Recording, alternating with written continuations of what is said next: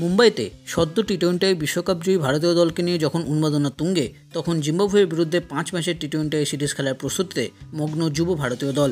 গোটা দল আজ পৌঁছল হারারেতে ট্রেনিং সেশনে যোগদানের জন্য, এবং সেটাও নির্ধারিত সময়ের আধ ঘন্টা আগে। হারারে থেকে সরাসরি আমাদের রিপোর্টার রোহিত জুগলান পাঠিয়েছেন এই ক্লিপসটি, যেখানে দেখা যাচ্ছে টিম বাস পৌঁছতেই সবার প্রথমে নেমে এলেন এই দলের দায়িত্বে থাকা কোচ VVS লক্ষ্মণ। তারপর একে একে নেমে এলেন বাকি সাপোর্ট স্টাফ।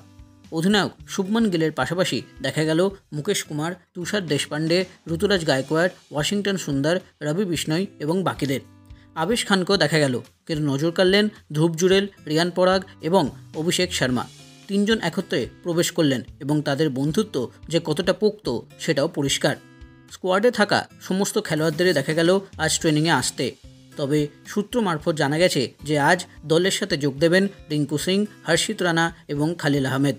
জিম্বাবুয়ের বিরুদ্ধে ভারতের প্রথম ম্যাচ আগামী 6 জুলাই এই হারারে স্পোর্টস ক্লাবেই।